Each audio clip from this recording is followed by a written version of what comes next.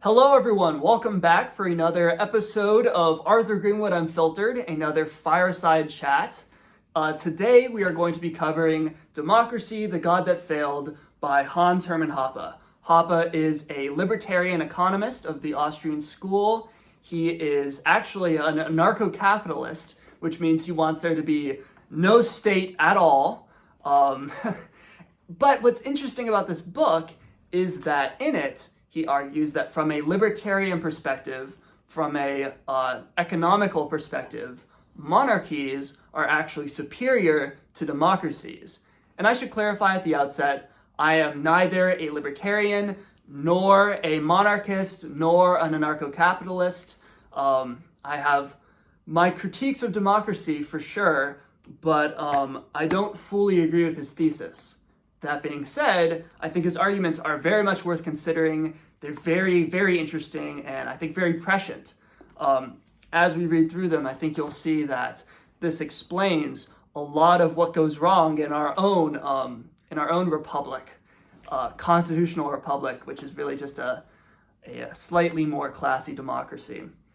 And the main argument that Hoppe makes for why monarchies are economically superior to democracies is the argument from time preference. If you're not familiar, time preference is basically the idea that most people, well actually all people, but to more or less varying degrees, prefer a present good over an equal future good. So if you offer a child, hey, do you want a cookie now or in 30 minutes? They're gonna say, give it to me now, right? Most adults, if you say, hey, would you rather have, fun now or work hard now and have rewards in the future, a lot of times they're just going to choose the instant gratification. Hoppe describes the consequences of being someone with high time preference. Like a child, he may only be interested in instant or minimally delayed gratification. In accordance with his high time preference, he may want to be a vagabond, a drifter, a drunkard, a junkie, a daydreamer, or simply a happy-go-lucky kind of guy who likes to work as little as possible in order to enjoy each and every day to the fullest. On first glance, that sounds kind of nice. I mean, we all want to be a happy-go-lucky guy. It kind of reminds me of the Bare Necessities song from Jungle Book, but, and to a certain extent, there's something admirable about this, but as it applies to society as a whole, and when it becomes a habit as opposed to something you indulge in every once in a while, the consequences are really, really disastrous. There's a footnote on this page 5, where he explains that time preference is basically what causes poverty. He says that members of the upper classes are characterized by future orientation, self-discipline, and a willingness to forego present gratification in exchange for a better future. Members of the lower class are characterized by their present orientation and hedonism. If the lower class individual has any awareness of the future, it is as something fixed, fated, beyond his control. Things happen to him, he doesn't make them happen. Impulse governs his behavior, either because he cannot discipline himself to sacrifice a present for a future satisfaction, or because he has no sense of the future. He works only as he must to stay alive, and drifts from one unskilled job to another, taking no interest in his work. He is careless with his things. I think we all know people like this. This is very characteristic of the poor, unintelligent, low IQ people that we've all met, where they just do not have any discipline. They just, eat McDonald's and don't work out and waste time on video games because they want that present pleasure. They want that instant satisfaction. And it leads their futures to be pretty bleak. Okay, what does this have to do with democracy versus monarchy? Hoppe's central argument in this book is that monarchies have lower time preference. They are more future thinking. They are able to consider long-term goods and long-term prosperity, whereas democracies tend to be very focused on right now, this instant. And this leads them to do things like, print money, or give a bunch of money to welfare. And these are things that, in the moment might help poor people, but in the long run, they cause the economy to decline, they cause, hyperinflation, cause all sorts of consequences. But the masses, and the elected politicians only care about right now. Monarchies, he argues, are able to think more long-term because they're not elected every 4 years, right? So they're not worried about, making sure things are good right now so that they can get reelected in 4 years. They're worried about making sure that their country is valuable and that their estates are prosperous for the rest of their lives, and even beyond after their deaths, because monarchs are able to pass their kingdoms to their children. So they have an interest in making sure that the kingdom's prosperity continues even after their death, in perpetuity.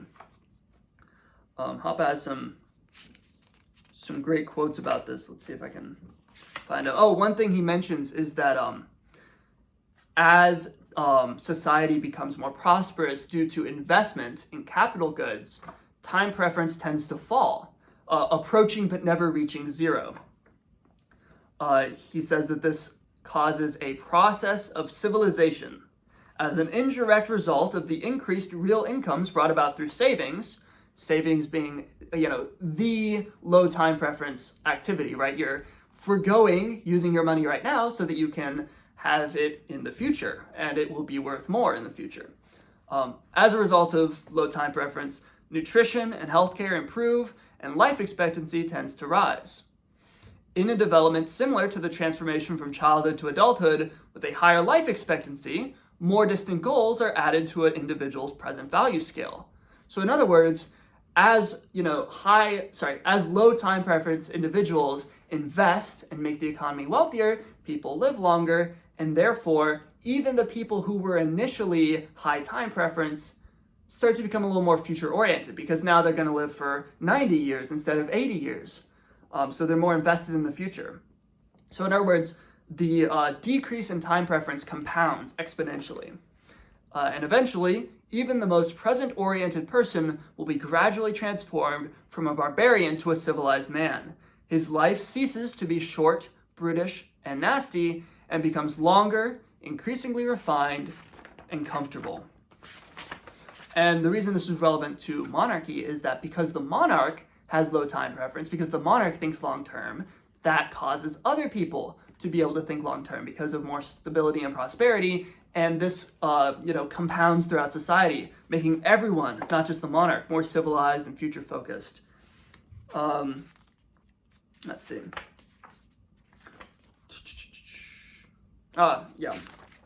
Basically, ceteris paribus, if nothing interferes with the process, time preference will just continue to fall. Society will get more and more responsible and civilized and prosperous.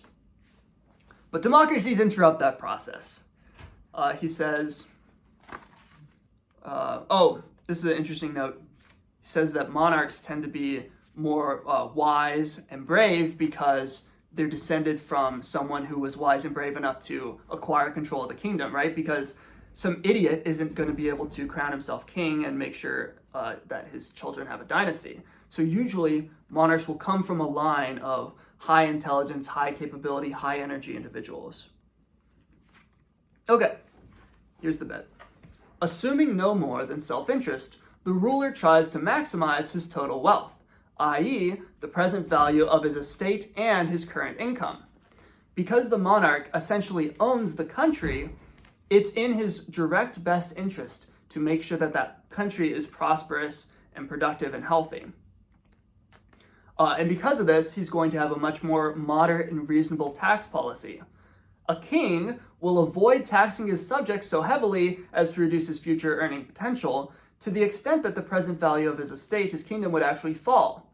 Instead, to preserve or even enhance the value of his personal property, he would systematically restrain himself in his taxing policies. For the lower the degree of taxation, the more productive the subject population will be, and the more productive the population, the higher the value of the ruler's monopoly of expropriation.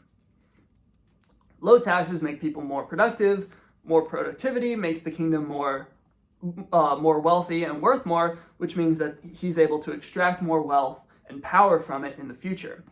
Whereas a democratically elected politician, anything that he doesn't tax in the 4 years that he's in power, he never gets to tax again. So it's in his interest to take as much as he can right now without worrying about future productivity. And that's why taxes have just skyrocketed as we transition to democracy. Kings will, because of the same reason, want to enforce the principle that all property and income should be acquired productively and or contractually. The less private crime there is, the more private wealth there will be, and the higher will be the value of the ruler's monopoly of taxation. Same kind of thing. He'll want to enforce property rights very diligently because that will cause the kingdom to be more productive, which means more wealth for him in the long run. He also says that monarchies have much less bureaucracy because only the ruling family, and to a minor extent its friends, employees, and business partners, shares in the enjoyment of tax revenues. The larger the ruling family, the smaller each member's share in the government's total confiscations will be. In other words, the monarch and his royal family have a direct incentive to keep the government as small as possible, because if they keep adding more bureaucracy, then there's more people that they have to split the tax money with. So they have a direct incentive to make sure that the government is as lean and efficient as possible. Oh, he says that kings are disincentivized towards imperial war. The reason for this is because, unlike in a democracy where the people kind of think that we are the government, they identify with the nation, in a monarchy, there's a very clear difference between the rulers and the ruled. And the ruled know that they're not going to get any benefits from waging wars of imperialism. So they'll be much less, eager and patriotic, and they won't really have any incentive to further the war effort. And the king will know, if I go to war, I'm going to get really unpopular and there might be a revolt and people will resist the rise in taxes because they have literally no stake in expanding the kingdom, right? Because the benefits will go directly to the king and not to the democratic masses as a whole. Because of this, the king is much less likely to go on expansionist wars and much more likely to try to acquire territory peacefully. Whereas a democratic leader can be like, hey guys, we're going to get so much wealth from invading Britain, let's go. And everyone's like, okay, let's do it.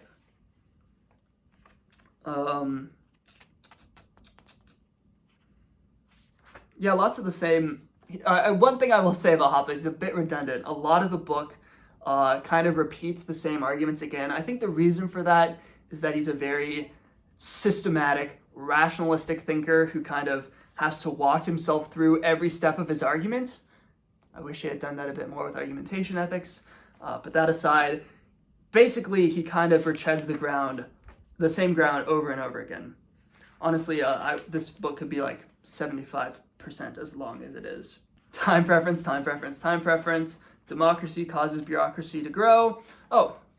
Democracy leads to more laws being created and the laws changing more quickly because the will of the people is very fluid and turbulent and subject to impulse, whereas the king is a lot more stable and less willing to change his mind because that makes him look bad.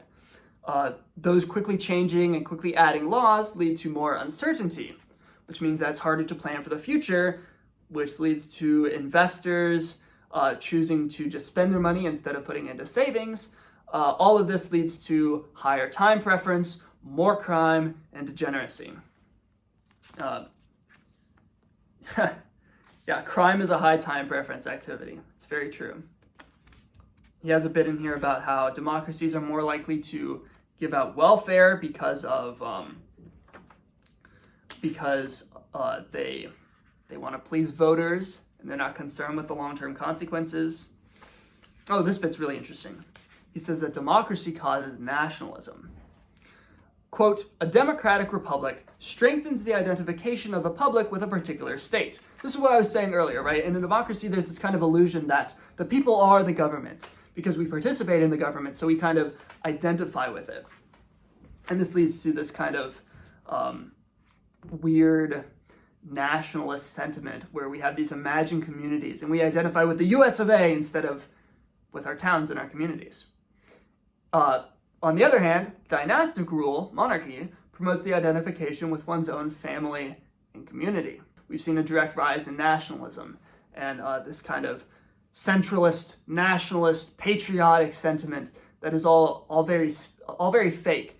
And democratic rulers use that nationalism to wage ideological wars of expansion. Case in point, World War I, World War II, they were fought largely for ideological reasons, and because it was ideological instead of just a territorial dispute, that led them to be much more brutal. The emotional identification of the public with large anonymous groups of people, characterized in terms of a common language, history, religion, and or culture, causes interstate wars to be transformed into national wars. Rather than representing merely violent dynastic property disputes, which may be resolved through acts of territorial occupation, they become battles between different ways of life, which can only be resolved through cultural, linguistic, or religious domination and subjugation, or extermination. It becomes more and more difficult for members of the public to remain neutral or to extricate themselves from all personal involvement. Resistance against higher taxes to fund a war is increasingly considered treachery or treason. And this leads to thinking of all the enemy people, because the enemy country is a democracy, so the people are involved in the evil, scary enemy government, they can be treated as enemies. And so in modern warfare, civilian casualties are just accepted. In medieval warfare, it was a big no-no, right? There were very set rules of war. Nowadays, those rules of war have largely gone out the window. We bomb civilians, we slaughter them, we do horrible things. We burn houses and towns. We steal stuff. We loot. All of that was very taboo in medieval wars, because in the medieval times, people didn't identify with these ideological nation states. They just thought of themselves as citizens who happened to be under this particular king. And because of that, even citizens of nations who were at war with each other got along perfectly fine. There's a really good footnote on there, on that, somewhere in here, where somebody visited a foreign nation that he was at war with, that his country was at war with. But when he got there, he was just treated as an honorable guest. People were happy to see him. Crowds were cheering because he was an international celebrity. It didn't even cross anyone's mind, hey, our country is at war with his country. They just thought, oh, it's that guy. Because people didn't see wars as these ideological struggles between ways of life. When a government is publicly owned, the decivilizing effects of government can be expected to grow strong enough to actually halt the civilizing process, or even to alter its direction and bring about an opposite tendency towards decivilization, capital consumption, shrinking planning horizons and provisions, and a progressive infantilization and brutalization of social life.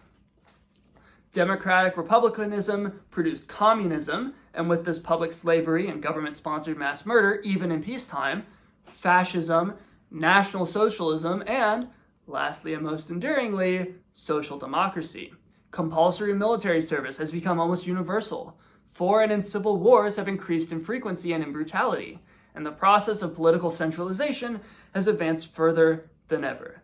Internally, democratic republicanism has led to permanently rising taxes, debts, and public employment, bureaucracy. It has led to the destruction of the gold standard, unparalleled paper money inflation, and increased protectionism and migration controls. Rather than rising with rising incomes, saving rates have been stagnating or even falling. This was written in 2001. I'm not sure if this is still true to the present day. That'd be interesting to see. But it was certainly true in like the 1970s, 80s, 90s. In comparison to the 19th century, the cognitive prowess of the political and intellectual elites and the quality of public education have declined. And the rates of crime, structural employment, welfare dependency, parasitism, negligence, recklessness, incivility, psychopathy, and hedonism have increased. Again, to clarify, I'm not a monarchist. I'm certainly not an anarcho-capitalist. And we'll continue next week with the next chapter. Things get a little bit more interesting, less weird academic time preference arguments. But yeah, thank you all for tuning in to this unscripted, unedited Arthur Greenwood fireside chat. Love you all. See you next time.